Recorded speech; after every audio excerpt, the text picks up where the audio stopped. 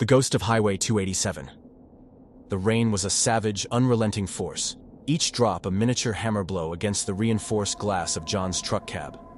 The wipers, overworked and groaning, fought a losing battle against the deluge, offering only fleeting, distorted glimpses of the storm-ravaged landscape beyond.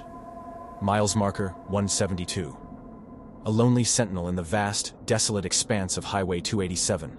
A grim reminder of the endless stretch of blacktop that lay between him and the flickering promise of the next truck stop, a beacon of warmth in the suffocating darkness.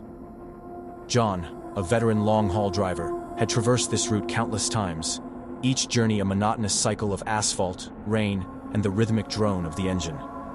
He knew every curve, every dip, every lonely stretch of blackened trees that clawed at the storm-tossed sky. But tonight was different. Tonight, the air crackled with an unseen tension, a palpable unease that settled heavy in his gut, a sense of dread that thickened with every passing mile.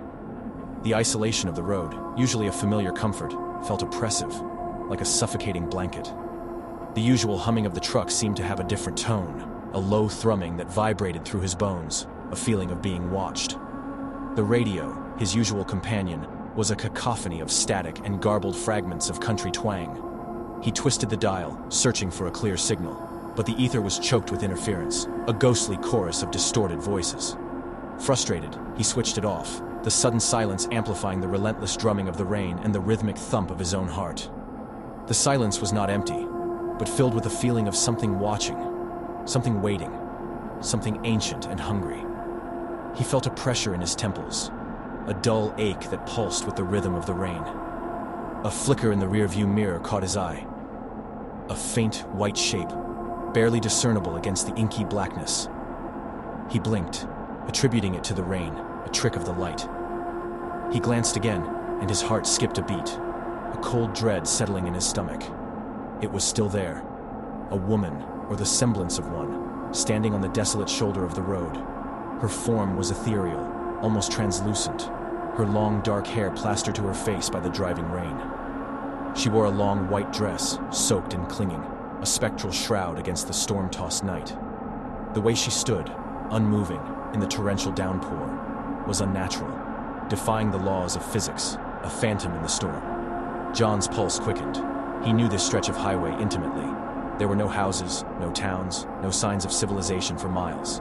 No one in their right mind would be out in this storm. He gripped the steering wheel, his knuckles white, telling himself it was just his imagination, the exhaustion playing tricks on his senses. Years of long haul had taught him the tricks his mind could play in the lonely hours.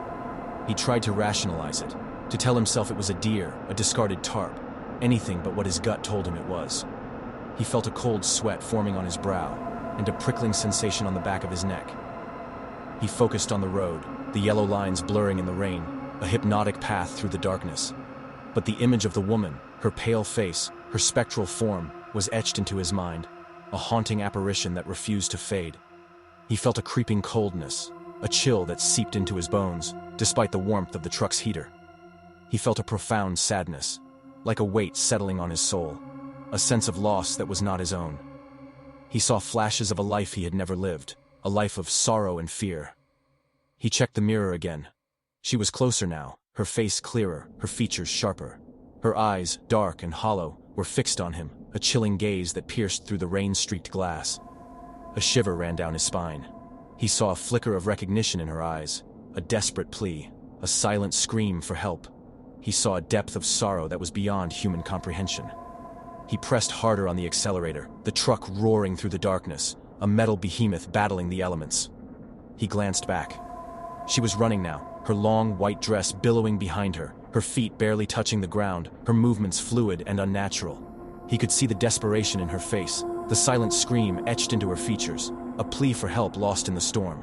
He saw the terror in her eyes, a reflection of his own fear, amplified, a mirror to his soul. He looked back at the road, the rain a blinding white wall. He couldn't see anything. He slammed on the brakes, the truck skidding on the wet asphalt, a metal beast fighting for traction. He braced himself for impact, for the sound of metal crunching against something. The truck lurched, nearly jackknifing before he regained control, his heart pounding in his chest like a trapped bird. The truck shuddered to a halt, the engine idling roughly. He was still alive. He looked in the rearview mirror. Nothing. The rain continued its relentless drumming, a mournful dirge echoing through the night. He felt a wave of relief, followed quickly by a prickling sense of unease. He felt a sense of wrongness, like he had violated some unspoken rule, like he had looked into a place he shouldn't have, a place beyond the veil. He felt a sense of being watched, not by one, but by many. He took a deep breath, trying to calm his racing heart. He just imagined it. It was the stress, the long hours, the isolation, the creeping dread that had been building since he'd left the last truck stop. He put the truck back in gear and started to drive again, slowly, cautiously, his eyes darting between the road and the mirrors. He kept telling himself that it was a trick of the light, a hallucination, anything but what his gut screamed it was. He felt a growing sense of dread, like he was being hunted, like he was being drawn into a trap. Then, a soft tap, a gentle rapping on the window, like the delicate drumming of skeletal fingers. He froze, his breath catching in his throat. The sound was so faint, he almost convinced himself he imagined it. He felt a cold breath on his neck, and the air in the cab grew heavy, thick with an unseen presence, a presence that smelled of damp earth and decay. He turned his head slowly, his eyes widening in horror. The woman was there, her face pressed against the glass, her eyes wide and pleading, her lips moving silently. Her skin was deathly pale, her features gaunt and drawn, her expression a mask of terror. He could see the individual droplets of rain running down her face, the way her hair clung to her skull, the way her eyes held an ancient sorrow, a bottomless well of despair, a reflection of his own mortality. He rolled down the window, just a crack, his hand trembling. He had to hear her, had to know what she wanted, had to understand the source of the overwhelming dread that was consuming him. A voice, thin and whispery, like the rustling of dead leaves, filled the cab. "Help me," she breathed, her voice barely audible above the roar of the rain. "He's coming. He's been following me for so long. He won't let me rest. He wants to take me back. He's coming for us both. He's coming for you." Before he could respond, a sudden, violent gust of wind shook the truck, a force so powerful it rocked the heavy vehicle on its suspension. The woman's face disappeared from the window, replaced by a swirling vortex of rain and darkness. The wind howled, a banshee's wail, and the truck swayed violently, nearly tipping onto its side. He heard the sound of snapping branches, and the roar of the wind intensified.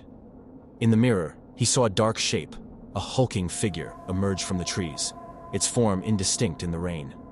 It was tall, impossibly tall, its shoulders broad, its silhouette a menacing shadow against the storm-tossed landscape. He could feel a wave of intense fear, a fear that was more than just his own. It was a primal fear, a fear of something ancient and malevolent, a fear of the unknown. He felt a sense of overwhelming dread, like the world was closing in, like he was trapped in a nightmare that was becoming real. The woman's voice, now a scream, echoed through the night, a chilling cry that pierced the veil of the storm. "He's here! He's found me! Don't let him take me! Don't let him take you! Run!"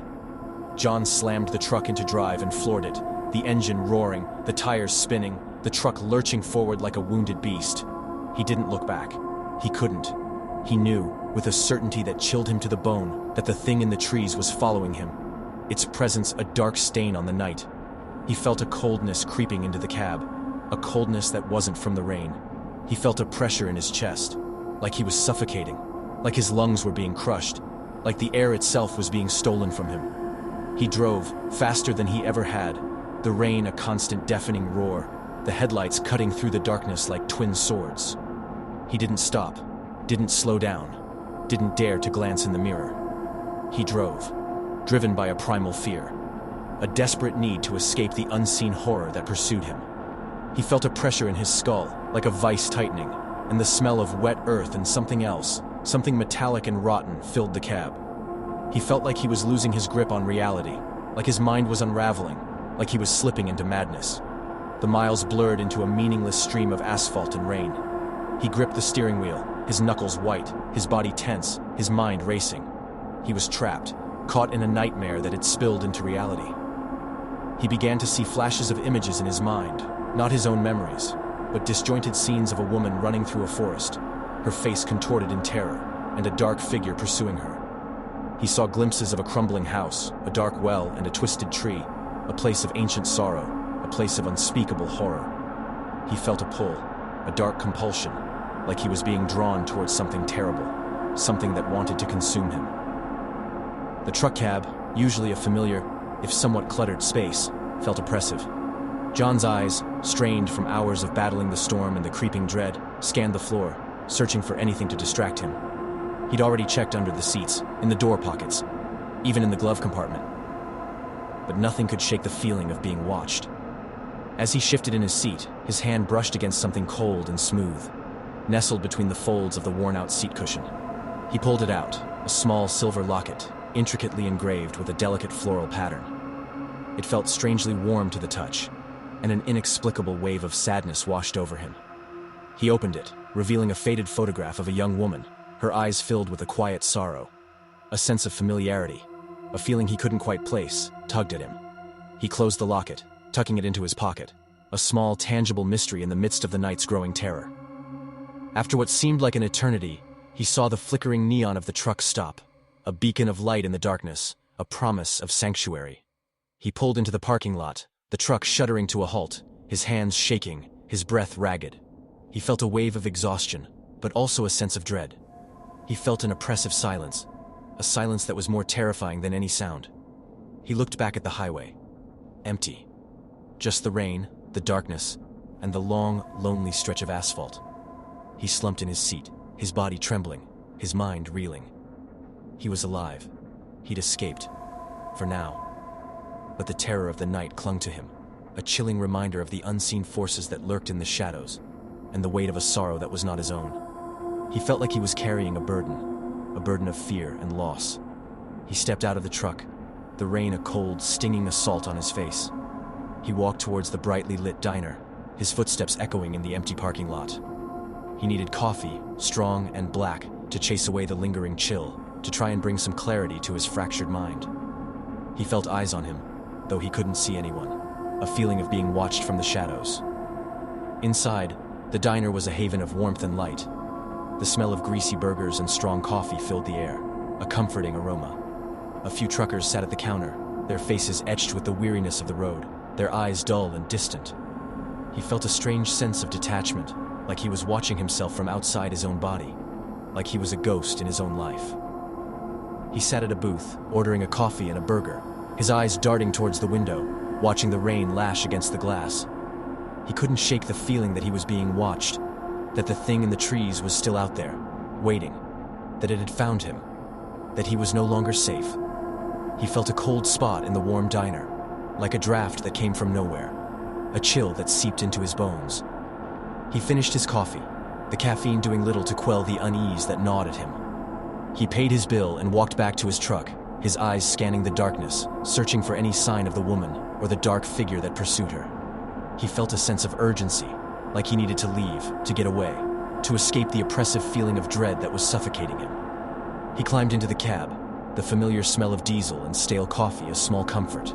He started the engine, the rumble a reassuring sound in the stillness of the night.